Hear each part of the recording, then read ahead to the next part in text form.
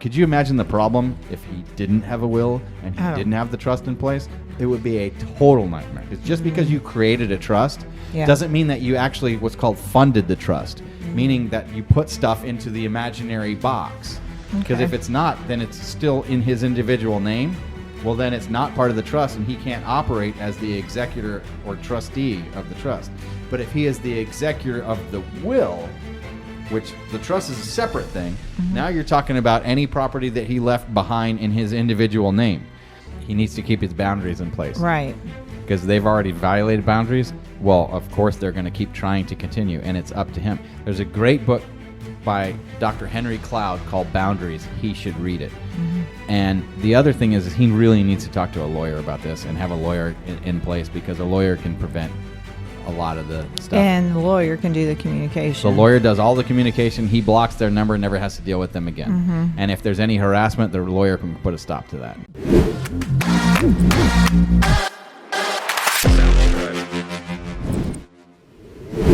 I need some lion's mane mushrooms. Yeah, for your brain. I do need some lion's mane mushrooms. I take it every day. I need to take some stuff like that because I'm getting to the age to where it's good for your anything that brain. I'm deficient is going to start stripping out of my body. It's and then good for all problems. the connectors that are going on in your brain. It keeps What'd you them say? sharp. The connectors. What? Okay, obviously I need it. That joke not fly. All right, so this one's going to be good. How do I handle a messy inheritance? This one will be good. Get a good attorney. A brief background. I'm a twin. I was adopted at birth to a wonderful family. About 20 years ago, I researched my birth family. This sounds like Kyle Mattis. Is this Kyle? Wait. I don't think so. Could this be? He's if in not, I want to get this guy on the show too. If you guys haven't seen our Kyle Mattis episode, watch it. It's freaking awesome. And it tons of these surprises out of left field. It's great. But it almost sounds like Kyle. And made connections. So no, this guy's in California. He's in California. Twin had no interest at all in connecting with the family. I've developed a relationship with the existing family, which was my birth mother, a half-brother, and a birth uncle.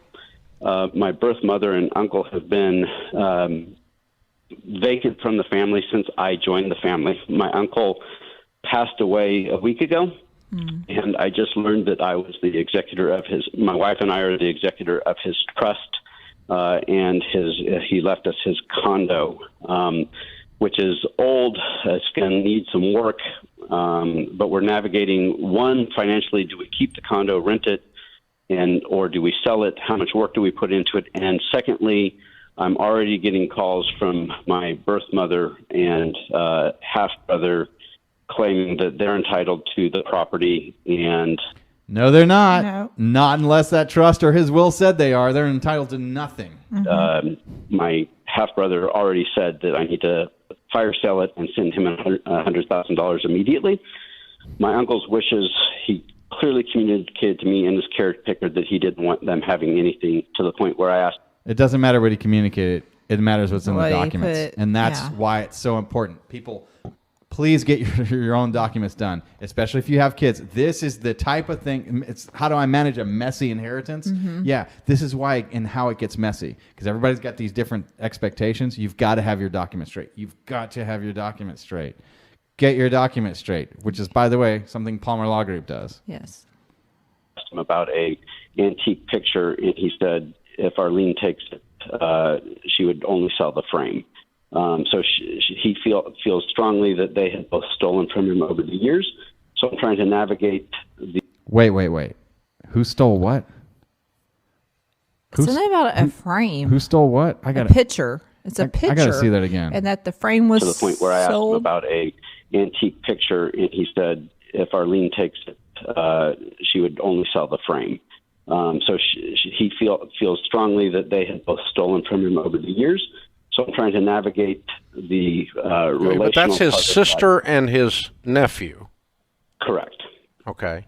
And mother, he didn't my have a birth sibling or children. He was never married, no children. Okay. And did he have a written will? He's got a written will and a trust, leaving me as the executor of the trust and leaving my wife and I everything except for his car and a small savings account that he wants to go to his caretaker. Yeah. So just because he's the executor of the trust doesn't mean he's the beneficiary of the trust. That's still unclear of what he Yeah.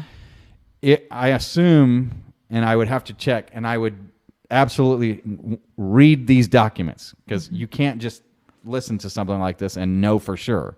Right. But assuming that what he's saying is in those documents, that he is not only the executor, but everything in the trust was left to him and his wife, which are the beneficiaries or contingent beneficiaries, which means after he passes away, then everything goes to them. Assuming then that's true, then that's all his obligation is. He has to do nothing else. It's his. Right. And if it's in a trust, it passed instantaneously with his death. They don't even have to go to the probate court. No, because he said that everything was left to him and his wife except the car and a savings account, which the man left to his caretaker. Yes.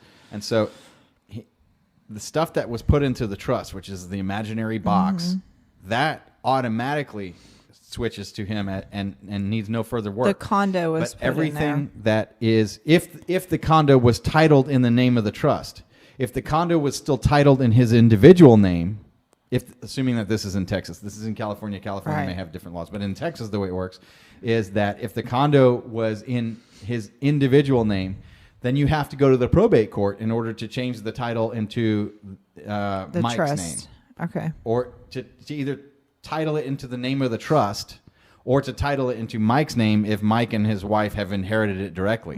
So what's unclear is the condo as part of the trust? What about his bank accounts? Are they in part of the trust? What about his personal property? Are they in part of the trust? Because just because you created a trust doesn't mean that you actually what's called funded the trust, meaning that you put stuff into the imaginary box. Because if it's not, then it's still in his individual name. Well, then it's not part of the trust, and he can't operate as the executor or trustee of the trust. But if he is the executor of the will, which the trust is a separate thing. Now you're talking about any property that he left behind in his individual name. So while he was alive, if he said, I give this mug of water to the trust, now the trust owns it. And at his death, it's owned by the trust, not by the dead man. But he may have still had his cell phone or any other property, whatever it is, that he owned in his individual name. That stuff is determined who owns it by the probate court. And the probate court looks at the instruction sheet to them that he left behind, which is his will. So his will is what would then be followed. So I'm assuming that the trust says everything goes to them, and that his will says everything that goes to them. And somehow or another, hopefully everything's in the trust. He doesn't even need to go to the probate, but he probably still needs to at least run the documents through the probate just to make sure and get the probate court's blessing and make sure that nobody else is going to make a claim, such as his sister and his the nephew who are already demanding money, which is his brother. And he doesn't want to get him sued individually. You need to take that through the probate court to get the probate court's order saying that, and you need to do that in the probate court.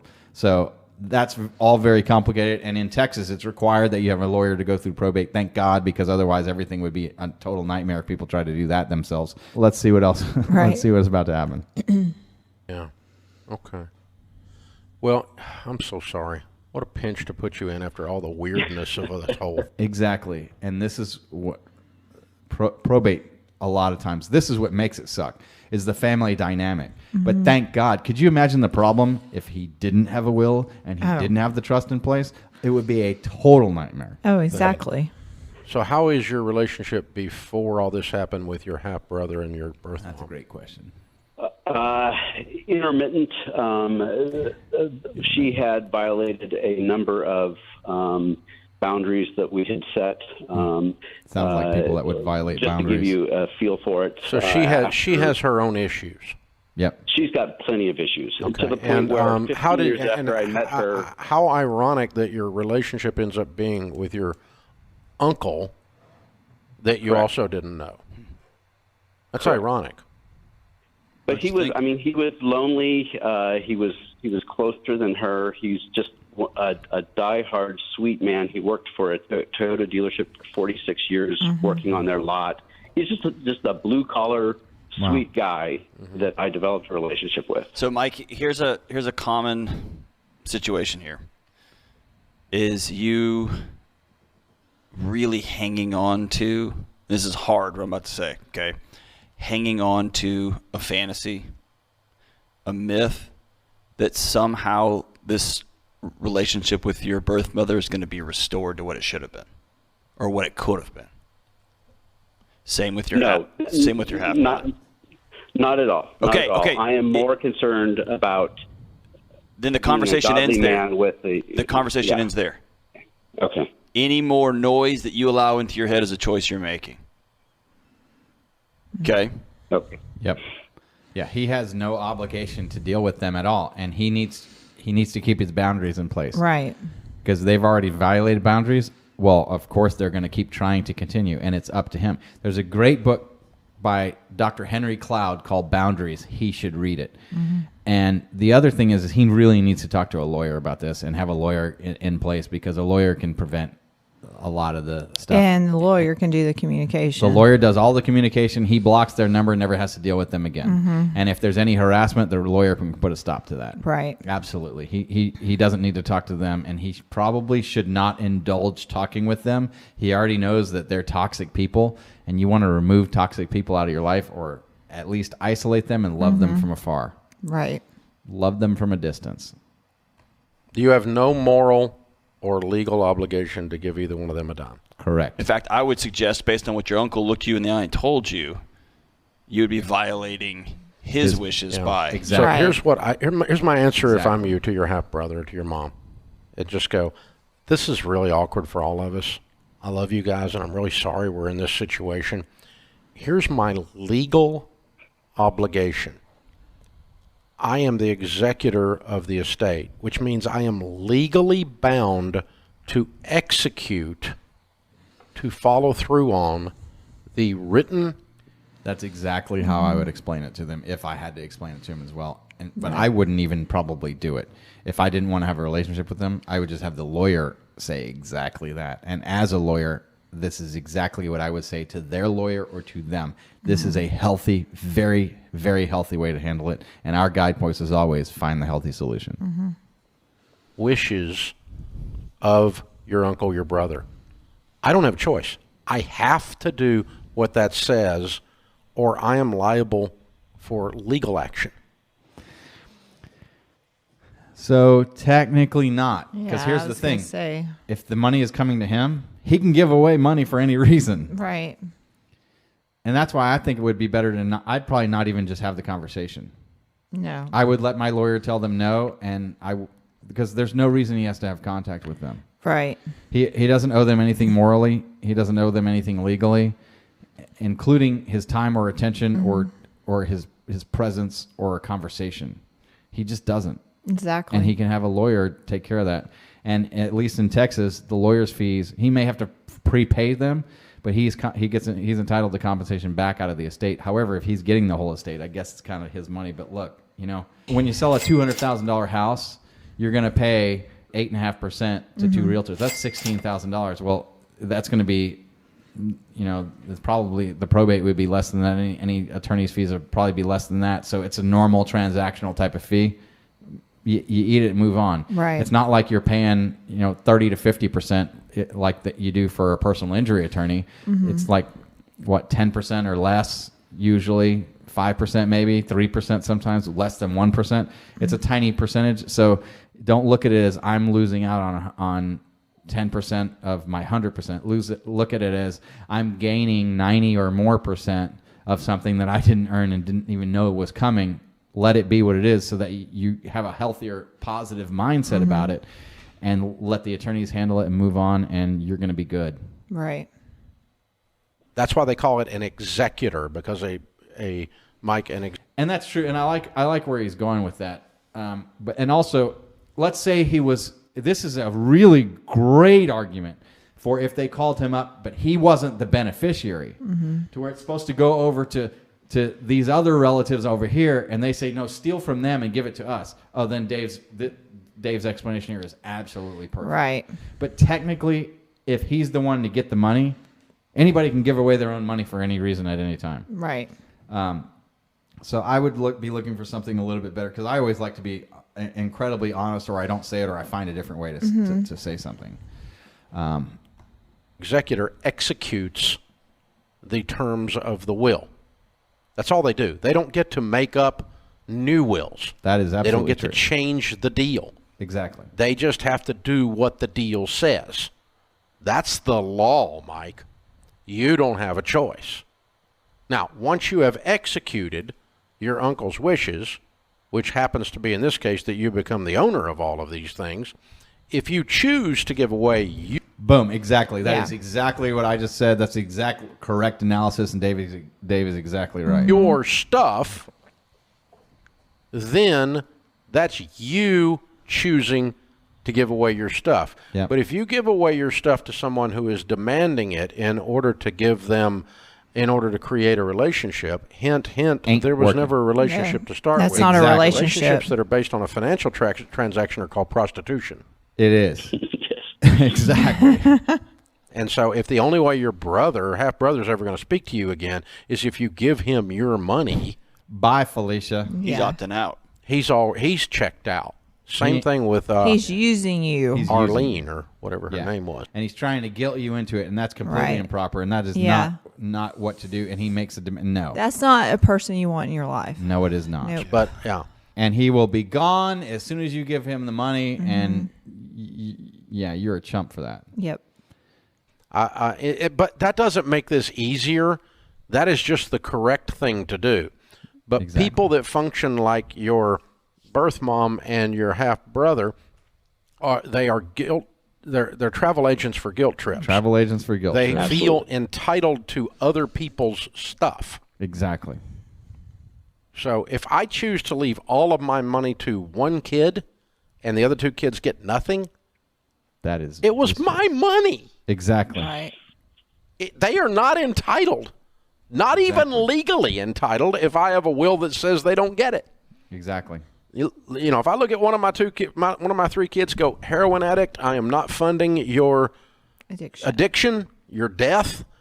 You get Zippo because you have Zippo character, and I put that in the will. He's got no moral. And I would be ticked if somebody didn't follow that. Oh, yeah. Daniel is the executor to our stuff. Mm-hmm. And if he does not follow my instructions about giving money to Jonathan, for example, and what Jonathan has to be, he has to have certain things, but he has to be a certain person. Yeah. And if he has not risen to my standards and expectations, I don't want the money to go to him. I don't think you have to worry about Daniel when it comes to that. I don't think so either. I also don't think I have to worry about Jonathan. I think Jonathan's going to get there. Moral rights, no spiritual rights, no legal rights. Yep. And by the way, that would have been an act of love. It is an act of love. Uncle looked at her and said, money is not a blessing to this lady. When she gets it, she misbehaves with it. It's a curse. Yep. So I'm not going to bother her with the curse. Yep. Mm-hmm. Sorry, Mike. It's hard to go through what you're going through. I hate it for you. But that, I would just bad guy off your uncle and go, gosh, I'm kind of handcuffed here. I'm just the executor. I don't have any legal choices. I have to do what the will says. Yeah, but it's a bifurcation of the process. That's the only thing about it. I would just avoid them. Oh yeah. And do it that way. And I have the self-confidence and wherewithal that I don't have a problem with telling someone to screw off. And the other thing is that